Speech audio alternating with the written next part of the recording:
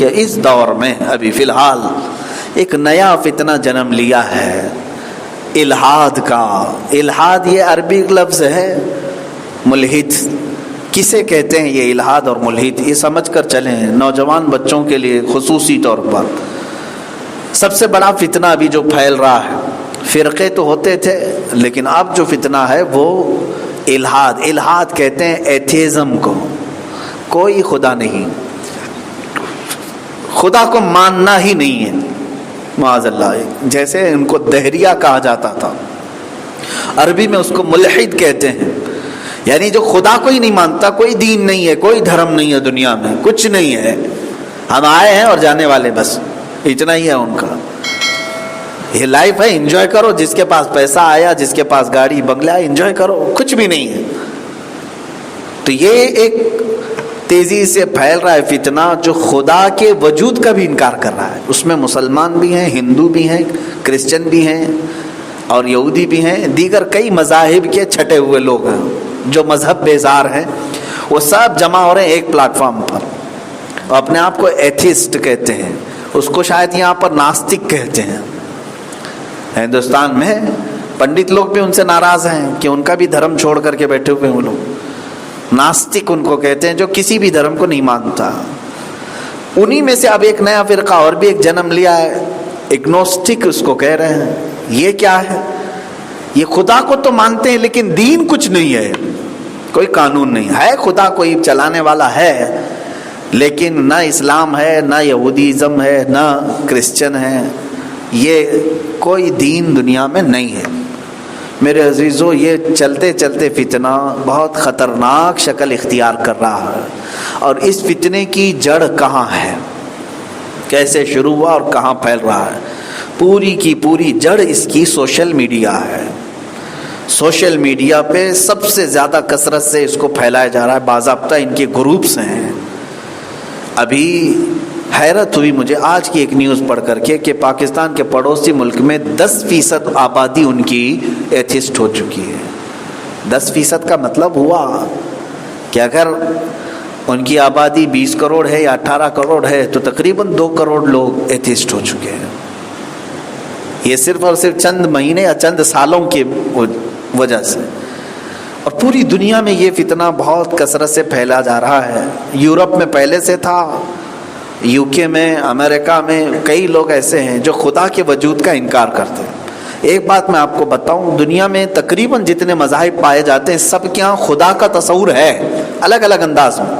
ہم اللہ کو جس طرح سے مانتے ہیں ایسے ہی یہودیوں کے ہاں بھی خدا کا تصور ہے، اللہ ہے. اللہ تعالیٰ کو پر وہ ایمان رکھتے ہیں، یقین رکھتے ہیں، لیکن اس کی صفات میں چینجنگ کرتے ہیں. ظاہر سی بات ہے جیسے خدا کو ماننے کا حق ہے ویسے نہیں مانتے، لیکن مانتے ہیں ہے خدا ہے. عیسائی بھی خدا کو مانتے ہیں، خدا ہے، پاورفل ہے، طاقتور ہے، اس نے نبی بھی بھیجے، کتاب بھی بھیجے. عیسائیوں کے مذہب میں بھی خدا کا تصور ہے، لیکن اس خدا کے ساتھ وہ شریک ٹھہرا لیتے ہیں کہ خدا کا ایک بیٹا بھی ہے، بیوی بھی ہے. تو یہ کانسیپٹ اسلام کا نہیں ہے، لیکن خدا کا تصور ان کے ہاں بھی ہے. ہندوؤں کے ہاں بھی ہے خدا کا تصور. ہندو دین میں، یا ہندو کوئی مذہب نہیں مانتے، اس کو سناتن کہتے ہیں، سناتن دھرم جو پہلے سے ان کا موجود رہا ہے.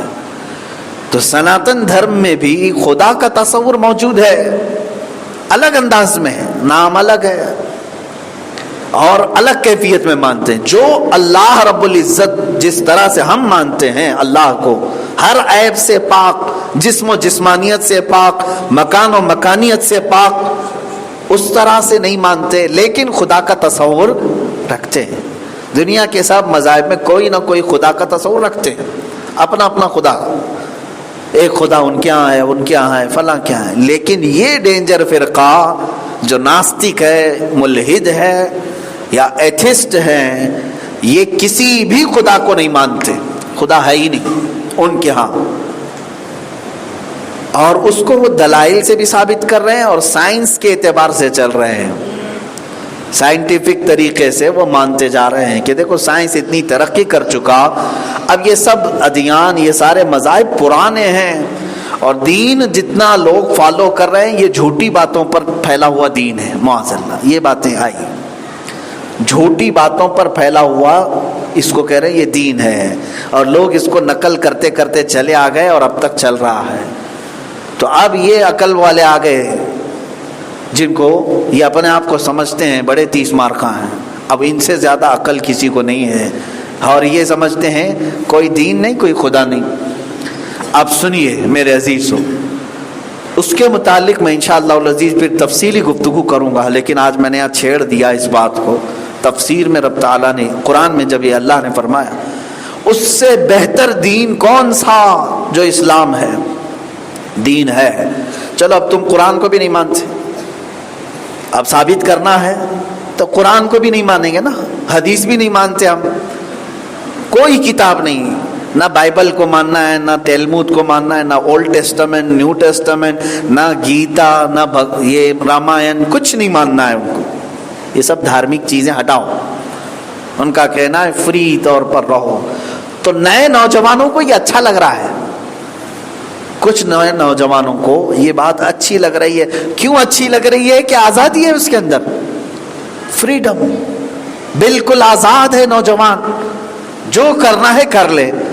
ظاہر سی بات ہے، اب جیسے کوئی آپ کے درمیان نوجوان غلط کام کر رہا ہے، مثال کے طور پر کسی لڑکی کو اٹھا لے گیا، تو آپ سب بڑے لوگ مل کر کے اس کو روکتے ہیں اور اس کو ڈراتے ہیں۔ کس بات سے ڈراتے ہیں؟ یہ گناہ ہے، اور گناہ کا تعلق مذہب سے ہے۔ گناہ کہاں سے سیکھا آپ نے؟ نیکی اور گناہ یہ دونوں کانسیپٹ کہاں سے ملے؟ اسلام سے ملے۔ دھارمک باتیں ہیں، اسی سے ڈراتے ہیں، اللہ سے ڈرو، قیامت سے ڈرو، قیامت کا تصور دین میں ہے۔ اب کچھ نوجوانوں کو یہ چاہیے کہ ان کو کھلی چھوٹ ملے، کوئی مذہب کی پابندی نہ آئے، کوئی ہمارے اوپر لیبل نہ آئے کہ ہم یہ ہیں تو ہمارا اتنا ہی میدان ہے، ہم اسی میں رہ سکتے ہیں۔ ان کو آزادی چاہیے۔ عام طور پر یہ ایتھسٹ وہ لوگ ہوتے ہیں جو اپنی طبیعتوں کے عیاش ہوتے ہیں، ان کو فریڈم چاہیے۔ کس میں؟ اگر طبیعت چاہے، من چاہے تو شراب بھی پینا چاہے، تم کہاں سے لے کے آ گئے؟ یہ حرام ہے، حلال ہے، یہ سب تمہارا ہے۔ دنیا میں جو چیز اچھی لگے اس کو لے لو، ان کا یہ ان کی دلیل ہے، جو چیز اچھی لگے اس کو لینے دو۔ ایتھسٹ یہ کہتے ہیں شراب ان کے لیے کوئی پابندی کی بات نہیں ہے، انسان کی آزادی ہے، وہ چاہے تو پیے چاہے تو نہیں ہے۔ تم کون ہوتے ہو زبردستی روکنے والے؟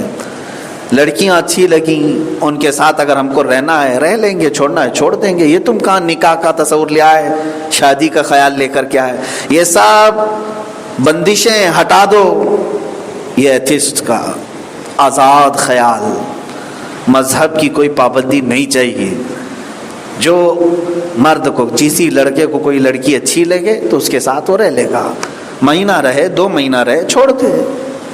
تو یہ سب ایتھسٹ آپس میں زانی بھی ہیں، اس کے علاوہ شرابی بھی ہیں، بہت سارے مذہب بیزار عیاش۔ ان کو یہ بھی چاہیے، LGBT کمیونٹی جو آج ورلڈ میں بہت زیادہ پھیل رہی ہے، ان میں بھی اکثر مذہب بیزار، وہ کسی دین سے لوگ نہیں ہیں، وہ لیزبین، گے اور transgender, homosexual, bisexual, یہ تمام وہ چیزیں ہیں جو انسانیت کے لیے آر ہیں، دھبا ہے۔ مرد مرد سے اپنی خواہش پوری کرنا چاہتا ہے، عورت عورت کے ساتھ اپنے جسمانی تعلقات قائم کرنا چاہتی ہے۔ کچھ عورتیں مرد بننا چاہتی ہیں جنس تبدیل کر کے، یہ ٹرانسجنڈر ہیں جو، اور کچھ مرد ایسے ہیں، عام زبان میں آپ ہجڑا کہتے ہیں، مخنث کہتے ہیں، لیکن اب ایک فیشن بھی ہے کہ کچھ مرد جو ہے اپنے تمام چیزیں بدل کر کے، ہارمونز تک بدلا کر کے، اپنے جسم میں تبدیلی کروا کر کے عورت بننا چاہتے ہیں۔ سرجری کر کے کئی مرد عورت بن چکے دیکھنے میں، اور کچھ عورتیں اپنے آپ کو مرد بنا رہی ہیں، یہ ٹرانسجنڈر ہو گئے، کچھ شیمیل ہیں۔ یہ وہ لوگ ہیں، یہ اپنی کمیونٹی بنائے ہیں اور حقوق کے لیے لڑتے ہیں کہ ہمیں مرد سے مرد کی شادی ہونے کی اجازت دی جائے، اور ان کو گورنمنٹ اجازت دے رہی ہے۔ کئی کنٹریز ان کو قانونی تحفظ فراہم کیے۔ یہ سب جا کر کے کہاں ملتا ہے جانتے ہیں آپ؟ ایتھیزم، کیونکہ ان کو ڈرانے والے یا تو مسلمان ڈرائیں گے، نہ کرو ہومو سیکسول بہت بڑا گناہ ہے، اگر تم اس طرح کے حرام کام میں لگو گے اللہ کا عذاب آئے گا۔ ظاہر سی بات ہے بہت بھیانک سزائیں ہیں ان گناہوں پر، زنا پر، لواطت پر، ہومو سیکسول پر، یہ تمام چیزیں بہت بھیانک عذابات ہیں، سزائیں۔ یا تو مسلمان ڈرائے گا یا پھر کرسچن بھی ڈرائے گا، کیونکہ اس کے دین میں بھی الاؤڈ نہیں ہے، کرسچنوں میں بھی الاؤڈ نہیں ہے، یا تو پھر یہودی ڈرائے گا، یہودی مذہب میں بھی نہیں ہے، جو ان کا قانون ہے، جو ان کے لا ہیں وہ بھی ڈرائے گا۔ ہندو ڈرائے گا کیونکہ ان کے یہاں بھی یہ ناپاک چیزیں ہیں۔ تو جو بھی دھارمک لوگ ہیں وہ یہ کاموں سے ڈرائیں گے۔ تو ایتھسٹ وہ ہے جو یہ سب مذہبوں کی دیواریں پھلان کر کھلے میدان میں آنا چاہتے ہیں۔ یہ نوجوان طبقہ آج کثرت سے اس طرف جا رہا ہے، ایتھیزم۔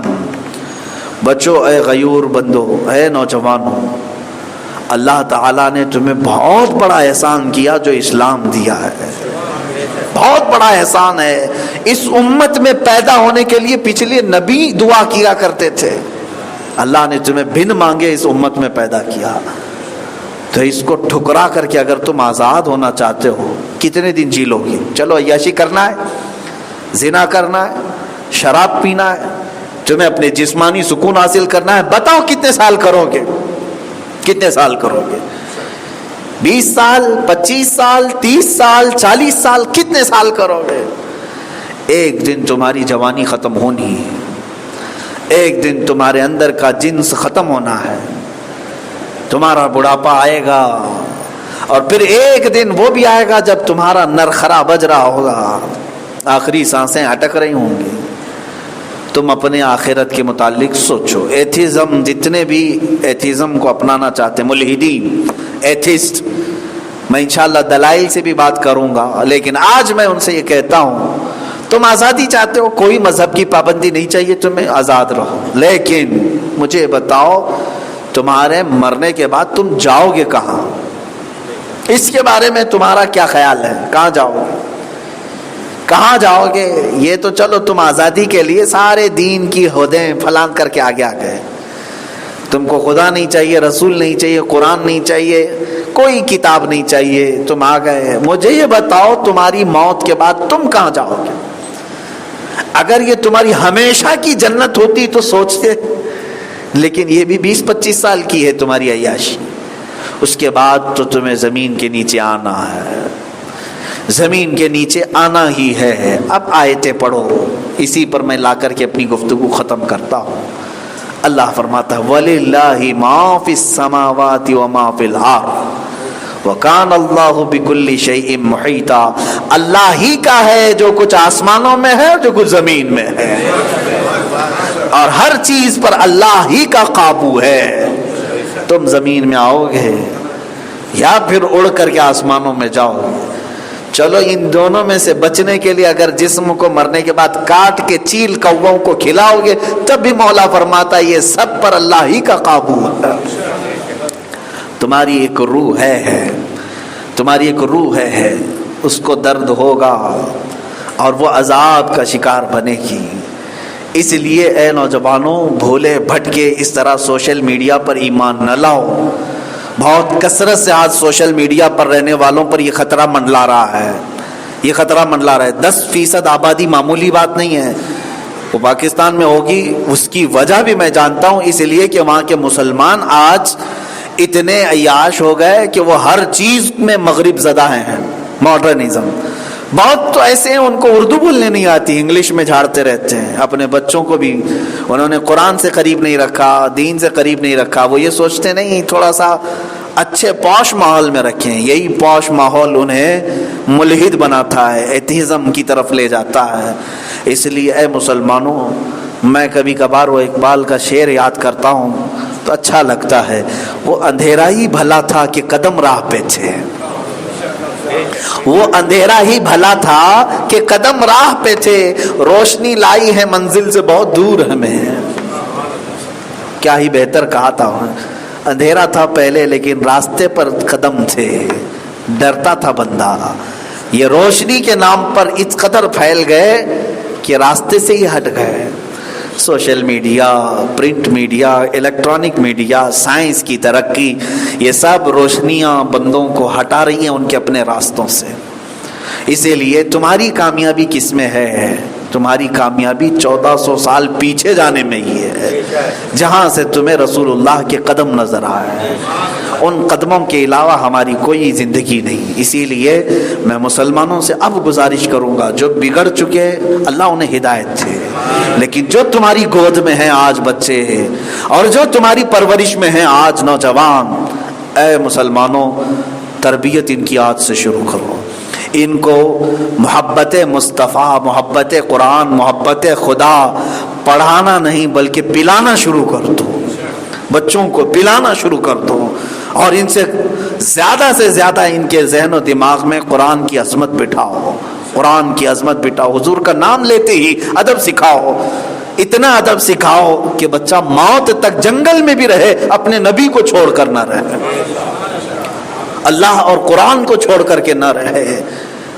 ایک مرتبہ اب یہاں تمہاری ضرورت آ گئی تربیت کی. اپنے بچوں کا خیال رکھو کہ اگر یہ ملحدین کے ہتھے چڑھ گئے تو ہر نوجوان بچے کی کچھ نہ کچھ خواہشات ہوتی. جیسے بالغ ہوتا ہے بچہ اسے نئی خواہشات ہوتی. تو ہر نوجوان آزادی چاہتا ہے، اپنے ماں باپ سے بھی نکلنا چاہتا ہے، وہ مذہب سے بھی نکلنا چاہتا ہے، کیونکہ اس کو پابندیاں اچھی نہیں لگتی. دیکھنا 10ویں ہونے کے بعد کالج کی زندگی اور 10ویں کی بہت فرق ہوتا ہے نا، بہت فرق ہو جاتا ہے. اور اس کی وجہ یہی ہے کہ یہاں سن بلوغ کو پہنچا ہے، 16 سال کا ہو گیا، جوانی ابھر رہی ہے. اب اسے نئی چیزیں کوئی بنا روک ٹوک کے چاہیے. ماں باپ نہ روکیں، بڑا بھائی نہ روکے، بہن نہ کوسے، دادی کچھ نہ بولے، دادا کچھ نہ بولے. یہ نوجوان کی خواہش ہوتی ہے، وہ ان سے چڑنے لگتا ہے. کیوں؟ یہ میری خوشیوں کے لیے رکاوٹ بنتے ہیں، میں کچھ بھی کرنے جاتا ہوں یہ روک دیتے ہیں. یہاں سے ایک شیطانی فطرت شروع ہوتی ہے. اور پھر اگر گھر والوں سے ٹینشن میں آ گیا تو مولانا لوگوں سے اسی لیے بھاگتا ہے کہ جاؤں گا تو یہ روکیں گے، جاؤں گا تو مجھے روکیں گے، نشہ نہیں کرنا، شراب نہیں پکڑنا، جوا نہیں کھیلنا، لڑکیوں کے ساتھ فلاں نہیں کرنا، مولانا تو روکیں گے. تو یہاں سے بھی بھاگتا ہے، دین سے بھی بھاگا، ماں باپ سے بھی بھاگا. جہاں اس کی تربیت ہونے والی وہاں سے بھاگتا رہتا ہے. یہ 16 سال کی عمر ڈینجر ہو جاتی ہے. اسی لیے 16 سال تک انتظار کیوں کرتے ہو کہ میرا بچہ بھٹکے گا تو پکڑوں گا؟ 6 سال سے ہی شروع کرو کہ بھٹکنے ہی کیوں پائے. 6 سال سے ہی اس پودے پر اتنا پانی ڈالو حضور پاک کی محبت کا کہ 16 سال کے بعد پھر تم اللہ کے حوالے کرو، اللہ اس کی حفاظت فرمائے گا. اللہ کے حوالے کر دو. یوں عرض کرو کہ مولا میں نے 10 سال اس کی نگرانی کی، اب یہ جوان ہو چکا، اب تو اس کی نگرانی فرما. یہی کام بابا فرید الدین گنج شکر کی ماں نے کیا تھا. جب حضرت بابا فرید 4 سال کے تھے تو ماں نماز اپنے ساتھ پڑھاتی تھی، مصلی بچھا کر کہتی تھی بیٹا نماز میرے ساتھ پڑھ. چھوٹا سا بچہ بار بار پوچھتا اماں نماز پڑھوں کیا ملے گا؟ کہتی تھی شکر ملے گی، شکر ملے گی. اور ایک شکر کی چھوٹی سی پڑیا مصلی کے نیچے دبا دیتی تھی. بچہ نماز پڑھ کر کے مصلی اٹھائے شکر کی پڑیا مل جائے. بچہ خوش ہوتا تھا. ماں کی تربیت کا ایک انداز دیکھیں رب سے قریب کرنے کے لیے. 8 سال یا 9 سال کی عمر ہو گئی، شکر تو روز ملتی تھی. ایک دن اپنے دوستوں کے ساتھ جنگل میں تھے، ظہر کا وقت ہوا، دوستوں کو بلایا آؤ چلو نماز پڑھتے ہیں، نماز پڑھنے پہ شکر ملتی ہے، نماز پڑھو شکر ملتی ہے. ظہر کا وقت ہوا، ادھر ماں گھبرا گئی اور اللہ کی بارگاہ میں یہی دعا کی جو میں نے ابھی کہا، اے اللہ اتنے سال تک تو میں نے نگرانی کی، آج میرا بچہ دور ہے، اگر ابھی وہ ظہر کے وقت میں پڑھ لیا نماز اور اگر اس کو شکر نہیں ملی تو مولا وہ بدزن ہو جائے گا، میں جھوٹی پڑ جاؤں گی اور تیری محبت میں نے جو اس کو پلائی ہے وہ کم نہ ہونے پائے. ماں مصلی بچھا کر دعا کرتی رہی. ادھر وہ اپنے دوستوں کے ساتھ ظہر کی نماز پڑھے. اس کے بعد فرماتے ہیں مصلی اٹھایا تو شکر کی پوری کان تھی، وہاں پر پورا ذخیرہ تھا، ذخیرہ تھا، ایک پڑیا نہیں، پورا ذخیرہ شکر کا بھرا ہوا تھا.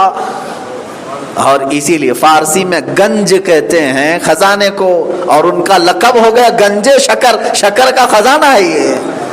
فرید الدین گنجے شکر کہتے ہیں کہ یہ پورے شکر کا خزانہ لے بیٹھے ہیں. تو تو میرے عزیزو اللہ مایوس نہیں کرتا جب ماں باپ اپنے بچوں پر محنت کرتے ہیں اور پھر آخر میں چھوڑ دیتے ہیں اللہ کے حوالے، اے مولا میں نے جو کرنی تھی وہ کر دیا، اب تیرے حوالے۔ رب مایوس نہیں فرمائے گا، تمہارے بچوں کی وہ نگرانی فرمائے گا۔ لیکن کچھ لوگ وہ ہیں جو چھوڑے بیٹھے ہیں، 16 سال پہ پھر آتے ہیں پکڑنے کے لیے اور دوڑتے ہیں، ایک تعویذ چاہیے، اس پر پھونک مار دیجئے، بہت بگڑا ہوا ہے، آج تک تم کیا کر رہے تھے؟